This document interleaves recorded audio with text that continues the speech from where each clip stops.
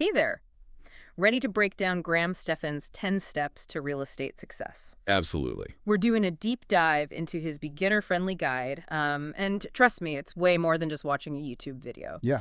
We're going to be pulling out all the important stuff and adding in our own advice to help you navigate the real estate world like a pro. It's all about separating the hype from reality and Yeah. giving you the knowledge to make those smart investment decisions. Okay, so Graham starts off strong with something that every lender really cares about: credit score. He really emphasizes this, doesn't he? It does, yeah. It's like the foundation of your real estate journey. It is. But why is it so important, especially like when you're just starting out? Okay, so imagine this. Every single point that's higher on your credit score, it's like unlocking a lower interest rate for your mortgage, right? We're not talking about saving like a few bucks here or there or the entire life of your loan. We're talking about potentially saving tens of thousands of dollars. Wow. Yeah. It's basically like a secret discount that you get on your investment property just by being responsible with your finances. Wow, I never even thought of it like that. Okay, so that totally makes sense. Yeah, A good credit score equals more buying power and ultimately makes it way easier to get into real estate investing. exactly. Perfect. Up next, step 2. Saving for that down payment. And Graham's all about debunking those no money down myths, right? Right, right. So while there are some, creative financing options out there for most people, especially when you're starting out, real estate investing means putting some of your own money down. Generally, he's talking about having somewhere between 5 and 20% of the property's price ready up front. Yeah, that's a lot of money. It is. Which brings us to step 3, proving you can actually make those monthly mortgage payments. And he really stresses how important it is to verify your income with those tax returns. Yeah. Lenders, they want to see more than just like you suddenly got some money. They need to know you can handle those payments every single month. Yeah. And tax returns, those give them a clear picture of how stable you are financially. It gives them that confidence that, yeah, this person can repay the loan. Like it's almost like they're checking your references, right? Exactly. Making sure that you're not going to disappear or anything. Exactly. Yeah. And here's where it gets kind of interesting. Graham talks about finding this balance with tax write-offs because you don't want to accidentally make your income look too low for the lender. That's so interesting because we're always told to pay as little in taxes as possible. Exactly. Exactly. But when you're trying to get a mortgage, you want your income to look really good. Okay. And that's where talking to a lender before you file your taxes is so important. They can help you figure out how to use those deductions strategically so you don't mess up your chances of getting the loan. So it's all about finding that sweet spot where you're paying a fair amount in taxes, but it also helps you get the loan. Exactly. Exactly. It's a fine line. Yeah. Having an expert in your corner can make a world of difference. Okay, so let's say you've done all that. Your credit score is great. What's next on Graham's list? Time to shop for a loan. That's step 4, getting pre-qualified. So it's not just about going to your bank anymore. Nope, not at all. Think of it like shopping for anything else, right? Oh, okay. You want to find the best deal. Different lenders will have different loan types, different interest rates, different terms. Gotcha. Don't be scared to shop around, talk to banks, talk to mortgage brokers. Okay.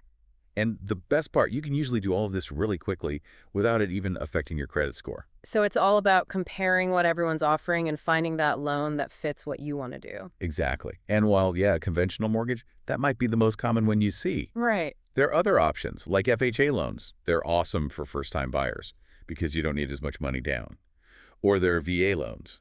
They have amazing benefits for veterans. It's so important to know what's out there. It could be a game changer. Yeah, and having that pre-approval ready, that's huge when you're ready to actually make an offer. Totally.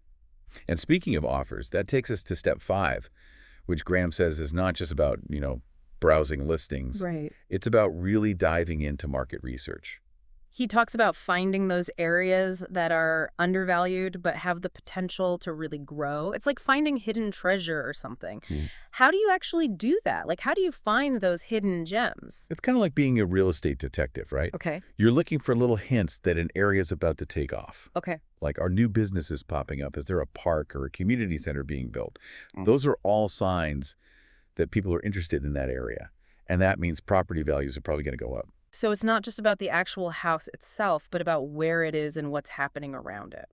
Exactly. Yeah. And when you're looking at properties, Graham says to really focus on the ones that need like cosmetic upgrades instead of big renovations, especially if you're just starting out.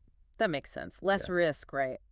And probably faster to get it ready to rent out. Yeah, exactly. What does he mean by cosmetic upgrades, though? Think of it like giving the property a little makeover.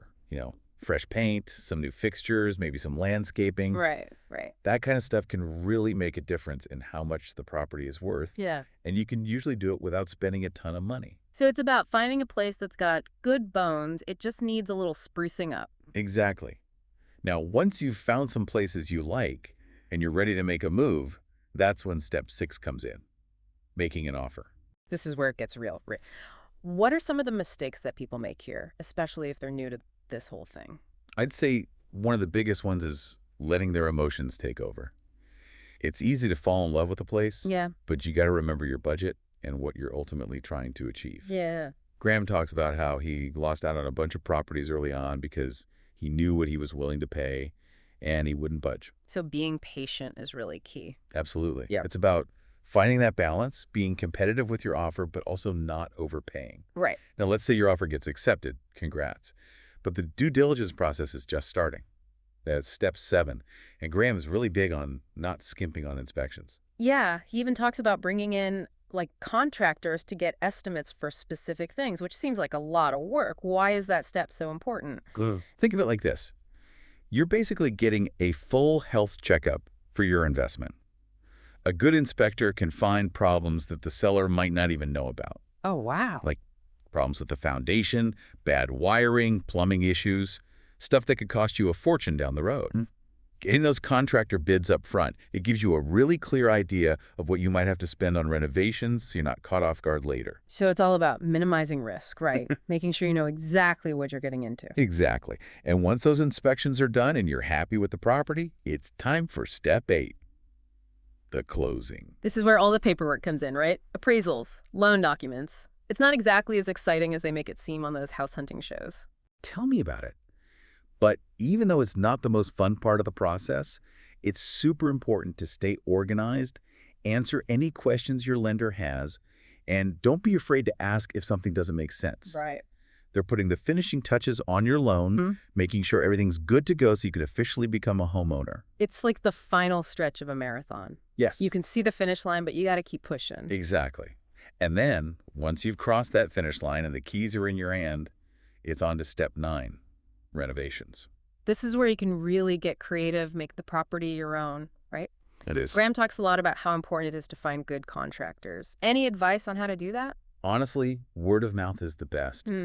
Talk to your friends, family, coworkers, anyone you know who's done renovations, and see who they recommend. Right, yeah. Graham also suggests reading online reviews, but don't just look at the star ratings. Yeah. Really read what people are saying, see if you notice any patterns, get a sense of how they communicate and how professional they are. So don't just go with the first person that pops up on Google? Exactly. It's Yeah. about finding someone who you trust and who understands what you're trying to achieve. Makes sense. And once you've got your renovation team assembled and the property's looking amazing, you're ready for the final step, finding great tenants. And with that, we've reached the final step in Graham Stephan's real estate investing roadmap, Oh, okay. getting those reliable tenants into your property. It's like you're officially a landlord now, right? Yeah, it's more than just cashing those rent checks, though. Right, for sure. He actually suggests using platforms like Craigslist to find tenants, which I thought was kind of interesting. Really? So old school. Yeah, exactly. Wow. It might seem a little old-fashioned, but it really works. It's a really cost-effective way to reach a lot of potential renters. Okay, that's a good point. So what should people include in their listing to make it really stand out? Good photos are key. And when I say good, I mean high quality. Gotcha. And then in the description, really sell it. Don't just list the basic features. Right. Talk about what makes it special. Graham also says it's super important to be upfront about things like your pet policy and the terms of the lease. Yeah. It's all about finding those tenants who are not only going to pay their rent on time, but who will also take care of your property. It's like finding a roommate, but with, legal documents. Exactly. Okay, so you've found your tenants, they've signed the lease, they've moved in. Yep. You're officially a real estate investor. That's it. Now what? What happens next? Now the real journey begins. Right. Okay. Remember how we talked about Graham's whole philosophy? It's not about getting rich quickly. It's about building wealth, slowly and steadily. Right. He says, you got to play the long game here. Think 15, even 30 years down the road. Wow. Okay. Those rental payments, they add up over time. They help you pay down that mortgage. And while that's happening, your property's probably going up in value. So it's those consistent, like, smaller steps that get you there. Exactly. And as you build up equity in your property, you can actually use that to buy more properties. Oh, It's like a snowball effect. Each property you buy can help you buy even more. that's so cool. That's the beauty of real estate investing, you know. It's a way to build real wealth and have that financial security. Absolutely. Wow, we covered a ton of information today. What was the most insightful thing for you from Graham's whole approach? Honestly, I think it's just that reminder that real estate investing isn't some get-rich-quick scheme. Yeah, yeah. It takes work, it takes planning, and it takes patience. He's big on doing your research, understanding the market, and finding people you trust to help you along the way. Yeah, that's so key. Those are such important things to remember no matter where you are in the process. Yes. And here's something to think about.